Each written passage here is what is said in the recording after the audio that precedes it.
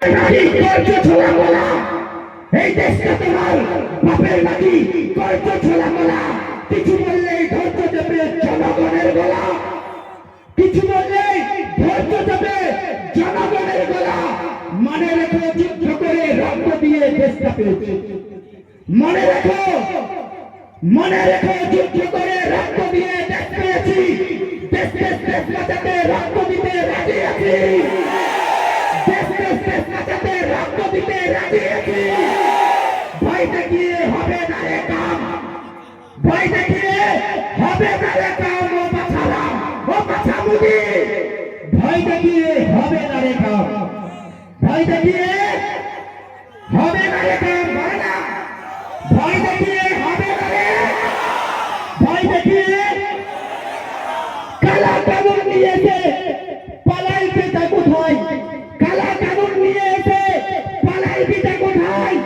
দাঁড়িয়ে আছে জনগণ তোমার পাহারায়, কালা কানুন নিয়ে এসে পালা পিতা কোথায়। দাঁড়িয়ে আছে জনগণ তোমার পাহারায়।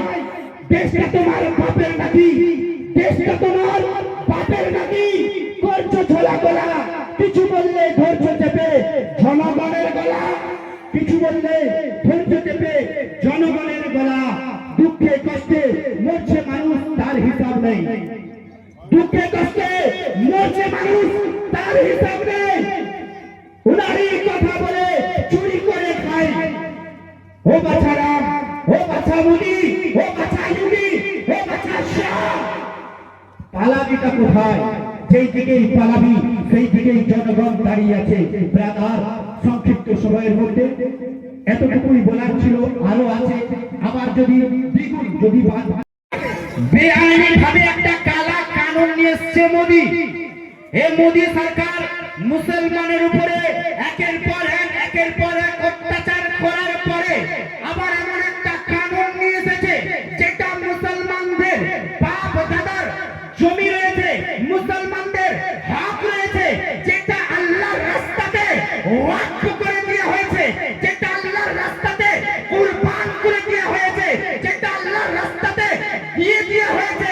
যেই জায়গাটা দিয়েছি সেই জায়গাটাতে আল্লাহর ঘর বানাবে, মসজিদ বানাবার জন্য, রাসূলুল্লাহর ঘর, আপনার মাদ্রাসা বানাবার জন্য, বুজুর্গদের জন্য, এবং কি স্কুল, মাদ্রাসা, কলেজ, ইউনিভার্সিটি, হসপিটাল বানাবার জন্য মুসলমান নিজের রক্ত বুঁদ বুঁদকে আপনার একটা করে একটা জায়গা কিনেছে। আর সেই জায়গাটা আল্লাহর রাস্তাতে মুসলমানদের জরুরতের জন্য, গরিবদের জন্য, এতিম মিসকিনদের জন্য ওয়াকফ করেছে। এটা মোদির বাপের দায়িত্ব নয়, এটা মোদির বাপের জায়গা নয়, এটা মোদির বাপের আপনার জায়গির নয়। সে যখন যেটা কানুন আসবে মুসলমানদের উপরে তুলে দিবে, আর মুসলমান সেটা মুখ বুঝে সহ্য করে নেবে। এটা আর হবে না, এরকম কানুন মানব না। যদি মোদির না বিলকে ওয়াপাস করে মোদির হাতকে ভেঙে গুড়িয়ে দাও। হে মুসলমান, আল্লাহ রাব্বুল ইজ্জত যখন দুনিয়াতে আমাদেরকে পাঠিয়েছে, আজ না তো কাল মরতে হবে। ইসলামের জন্য নিজের জানকে কুরবান করে দাও। এই দেশটা মোদির বাপের না, এই দেশটা মোদির বাপের না, এই দেশটা হচ্ছে আমার আদি পিতা আদম নবীর। হিস্ট্রি খুলে দেখো, ইতিহাস খুলে দেখো, হিন্দুস্তানের সরজমিনে সব থেকে প্রথমে নিজের মোবারক কদম রেখেছিলেন, নিজের মোবারক পা রেখেছিলেন তো আমাদের আদি পিতা আদম। এটা মোদি রাখে না, মোদির গোষ্ঠী রাখে না, মোদির বাপ রাখে না, শাহের বাপ রাখে না, এগুলি আপনার যোগীর বাপ রাখে না। এদেরকে যদি এদের হিস্ট্রি যদি দেখা যায়, এরা ওয়াকে বাপের সন্তান কি তা বুঝে যায় না, এরা ওয়াকে নিজের বাপেরই সন্তান আছে এটা বুঝতে পারবে না। এই জন্য এরা এরকম কালা কানুন মুসলমানের উপরে করতে থাকে। এরকম কালা কানুন আমরা মেনে নিতে পারবো না, এরকম কালা কানুনের কাছে নিজের মাথা হেট করতে পারবো না। দুনিয়াতে এসেছি নবীর নামে, আপনার মাথা উঁচু করে থাকবো। আর নবীর নামে যদি জান দিতে হয়, ওয়াকফ বিলের জন্য বাঁচাবো। কি মুসলমান, আজকে আমরা এই ওয়াক্ত বলেন আপনার ওয়াক্তের দিনের জন্য যে এই এক জায়গাতে জামাত করেছি, কারণটা কি? আমাদের একটাই উদ্দেশ্য, একটাই কারণ, শান্তিভাবে এই ওয়াক্ত বিলের বিরোধিতা করা, এই কালা কানুনকে ওয়াপাস নিয়ে নেবার জন্য তাদেরকে ঠেক দিয়া এলান করে দিয়া। যে মুসলমান ঘুমায় না, আপনাদের পেছনে একটা জঙ্গল দেখছেন, এটা যদি সুন্দরবনের জঙ্গল হতো অনেক বাঘ দেখতে পেতেন, হরিণ দেখতে পেতেন, কিন্তু চিন্তা করো অনেক সময় বাঘ আক্রমণ করে না জলদি, যতই বাঘকে অঙ্গুলি করো ওই জলদি আক্রমণ করে না, কিন্তু ওই বাঘকে ওই শেরকে যদি বারবার অঙ্গুলি করা হয় তো কি করে বাঘ নিজের মেধাতে আছে আর তোমার চিত্রা উড়িয়ে দেয়। তাই 26-এ দেখিয়ে দেবো, এই মোদী শুনো, 26-এ দেখিয়ে দেবো যে বাঘকে শেরকে, এই মুসলমান শেরকে তোমরা বারবার অঙ্গুলি করছো আর সহ্য করবো না। এরপরে 2026-এ আপনার চিড়ে বুঝিয়ে দেব। শুধু কালা কানুন আর কিছু না।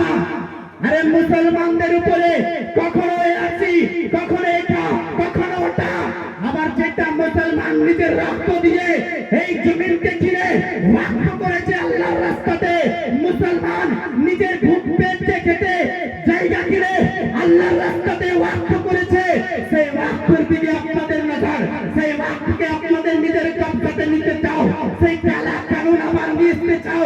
যেরকম কৃষক বিলকে পাস করাতে দিই না, এইরকম আপনার ওয়াক্ফ বিলকে পাস করাতে দেব না। যেরকম কৃষক বিলকে ওয়াপাস أعوذ بالله من الشيطان الرجيم بسم الله الرحمن الرحيم قال الله تبارك وتعالى في كلامه المجيد والفرقان الحميد إن الله اشترى من المؤمنين أنفسهم وأموالهم بأن لهم الجنة صدق الله العظيم। আজকের যে সভায় সভাপতিত্ব সাহেব রয়েছেন ওনাকে এবং আমার মঞ্চে উপস্থিত ওলামায়ে কিরাম, মসজিদ ইমাম সাহেব বোনেরা এবং সামনে উপস্থিত আমার ইসলাম দরদি, দিন দরদি, নবী প্রেমিক আমার মুরব্বী বাবাজিরা, যুবক নওজোয়ান ভাইরা এবং আশেপাশে জাতি ধর্ম বর্ণ নির্বিশেষে সকলকে আমার জানাই অত্র অন্তঃস্থল থেকে ভালোবাসা, শুভেচ্ছা, অভিনন্দন, সালাম, আসসালামু আলাইকুম। আমি আপনাদের সম্মুখে দু চারটি কথা বলতে চাই। আমরা বাঘের জাত, কিসের জাত?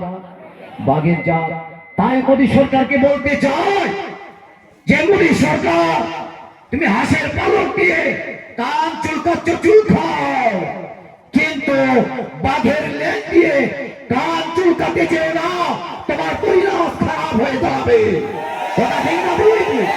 কথা ঠিক না বেঠি? মোদী সরকারকে কথা জানাতে চাই যে তুমি মুরগির পালক দিয়ে কান চুলকাচ্ছ, চুলকাও, কোনো আপত্তি নাই, কিন্তু বাঘের লেজ দিয়ে যখন কান চুলকাবে তোমার পরিহাস খারাপ হয়ে যাবে। জেনে রাখো মুসলমান, আজ মুসলমান কিসের জন্য মাঠে নেমেছে? আজ কেন্দ্র সরকার নরেন্দ্র মোদী যে ওয়াকফের একটা কালো কানুন এনেছে, পাশে আইন এনেছে, এই আইন আমরা মুসলমান বেঁচে থাকা কালীন কোনদিন বলবদ্ধ হতে দেবো না, বলুন ইনশাআল্লাহ। এই আইন প্রত্যাখ্যান করতেই হবে।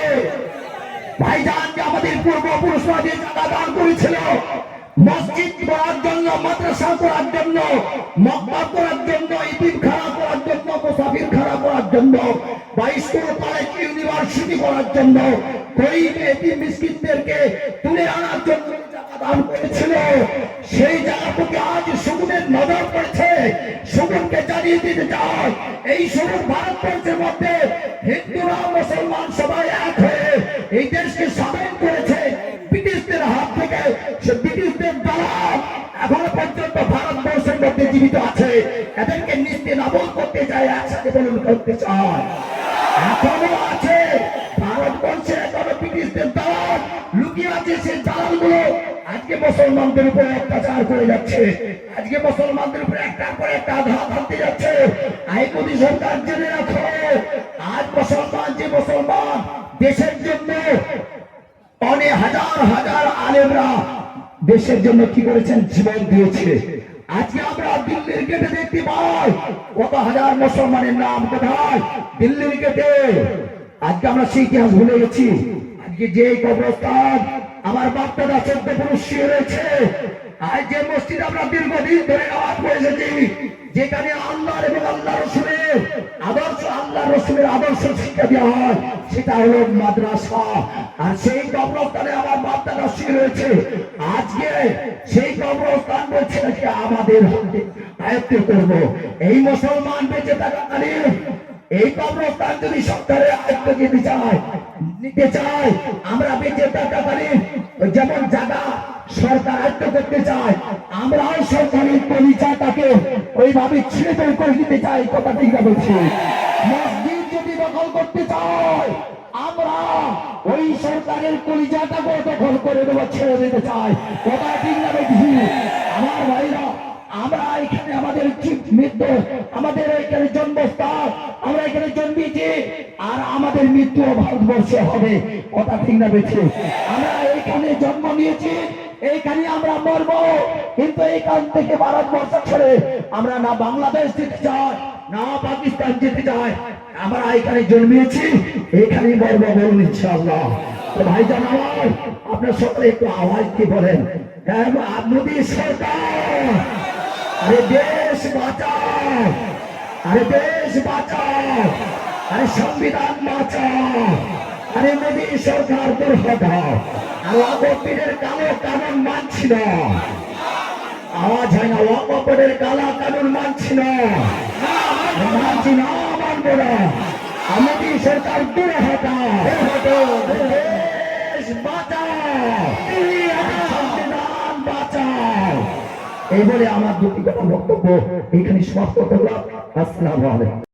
দুশ্মন বলি, মুসলমানের দুশ্মন বলি, তাই এই সংবিধান, আমরা মুসলমান, আমরা শুধু সংবিধানকে নয়, আমরা দুটো সংবিধান মানি। We are Indian Muslim, we follow the two constitution, constitution of Allah and constitution of India.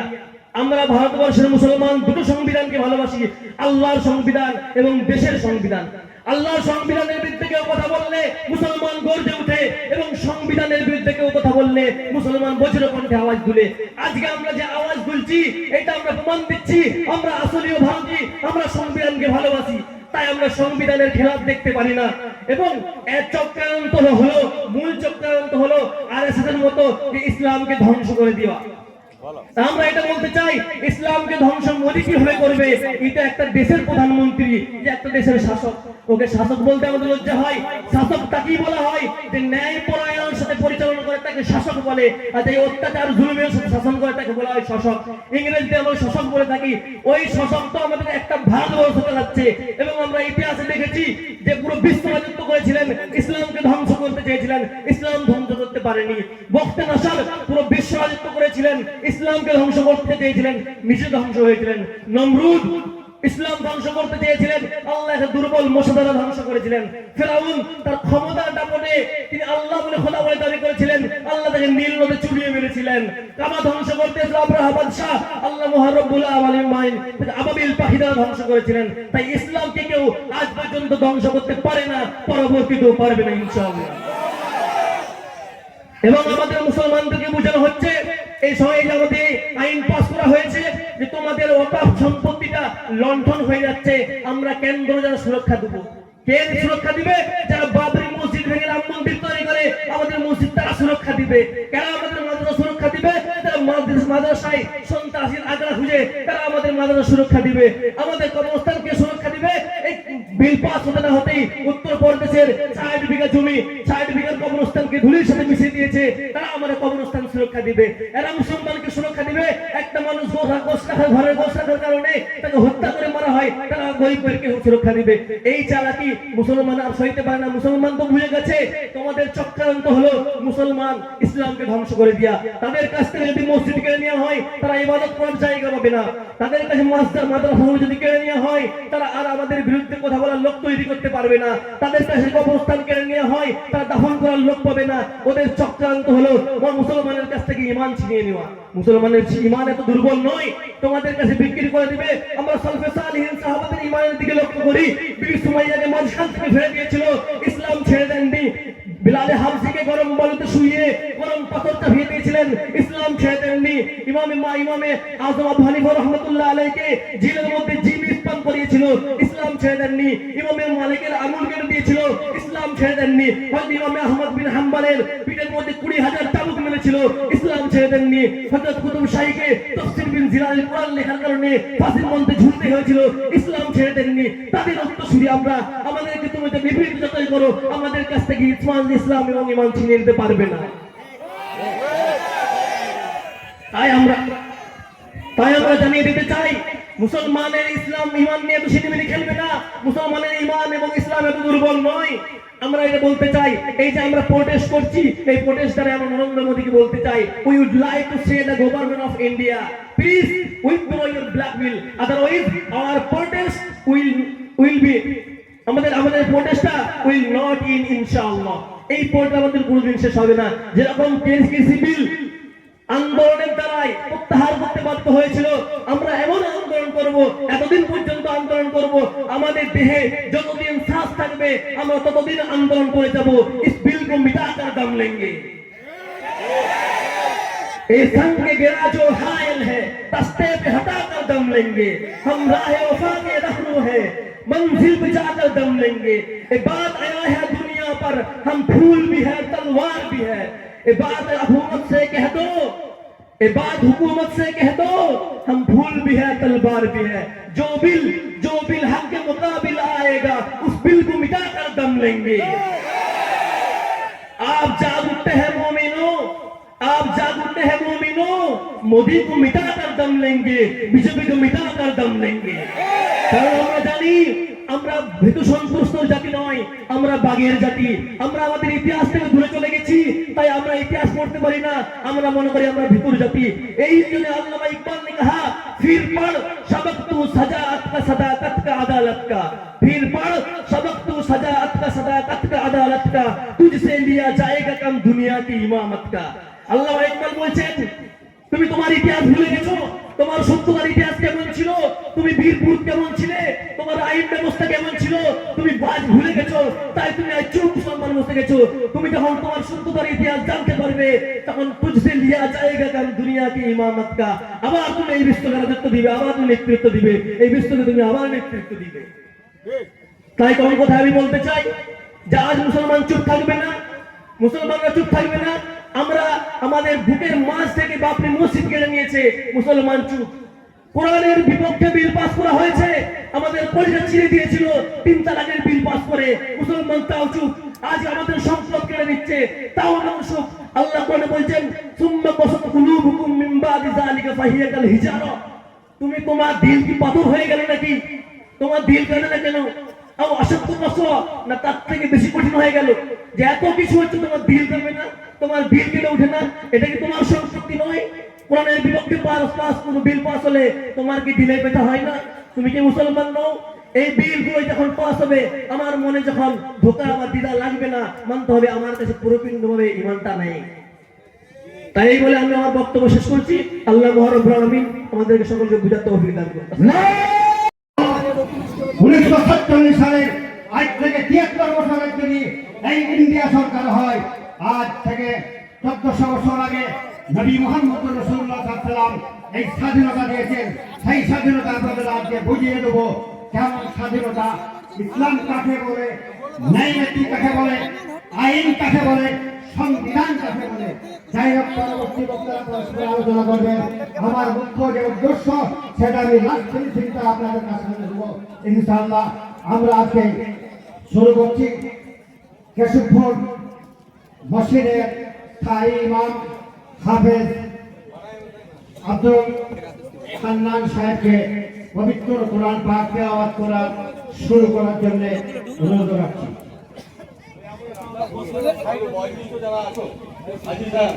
توكل عليه ونعوذ بالله من شرور أنفسنا ومن سيئات أعمالنا، من يهده الله فلا مضل له ومن يضلله فلا هادي له، ونشهد أن لا إله إلا الله وحده لا شريك له ونشهد أن سيدنا وحبيبنا ومولانا محمدا عبده ورسوله فقد قال الله تعالى في كلامه المجيد والفرقان الحميد إن الله وملائكته يصلون على النبي يا أيها الذين آمنوا صلوا عليه وسلموا تسليما اللهم صل على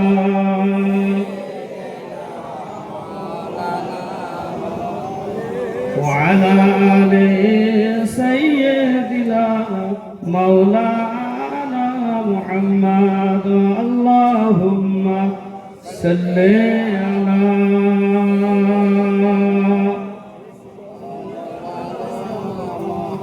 وعلى آل سيدنا غلام محمد क्या डर है मुझको गुलामी में उनकी गुजारा करूँगा अल्लाहुम्मा सल्ली अला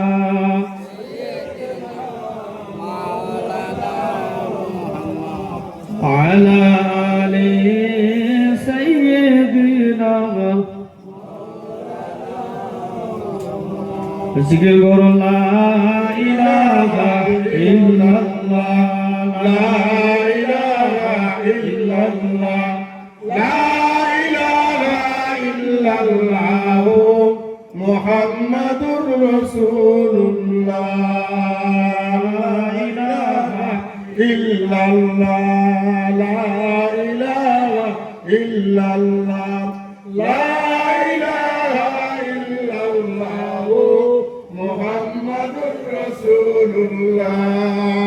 بسم الله الرحمن الرحيم وانصر بالقشة المولود الشريف النبوي برودا حسانا وبخاريا ناظما من نسب الشريفة أردا تحل المسامع وبحلا واستعينوا بحول الله تعالى وقوته القوية فإنه لا حول ولا قوة إلا بالله بلغ ولا بكماله كسب الدجى بجماله حسنت جميع خصاله صلوا عليه وآله ولما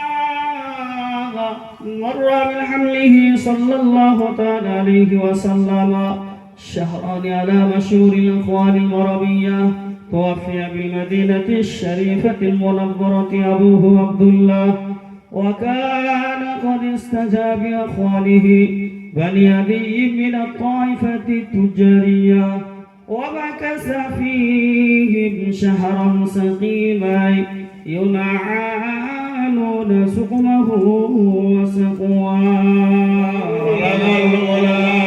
بجماله كسب الدجى بجماله حسنت جميع خصاله صلوا عليه وآله ولما مر من حمله صلى الله تعالى عليه وسلم على الراجح 9 أشهر قمرية ولا للزمان أن ينجلي عنه صدى حضرة أمه ليلة مولوده عاشية مريم وفي نسوة من الحديرة القدسية وأخذها المخاض فولدته النبي صلى الله تعالى عليه وسلم نورا يتلاها على سلام يا نبي سلام عليك يا رسول سلام عليك يا حبيب سلام عليك صلوات الله عليك طلع البدر علينا من سنيات البداية وجب شكر علينا ما دعا لله هداية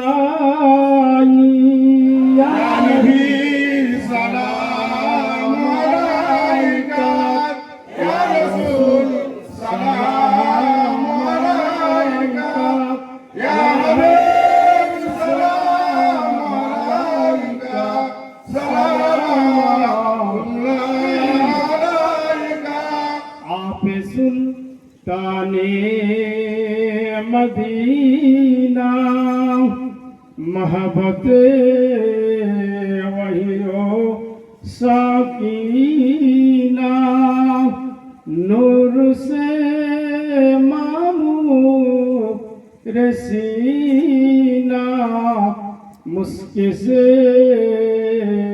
बेहतर पासीना सलाम अलैका या रसूल सलाम अलैका या हबीब सलाम अलैका सलाम अलैका अंत शम्sun anta badrun anta nurun fawqa nuri anta iksiru awai anta misbahu suduri ya nabi salam alaika ya rasul salam alaika ya habib salam alaika salam alaika nabi ji rabba abdullah nabi ji amma amina nabi jir duduma halima nabi jir rawja madina ya nabi salam alaika ya rasul salam alaika ya habib salam alaika salam alaika ya rabbi sallam sallam daiman abada ala khairi khalqi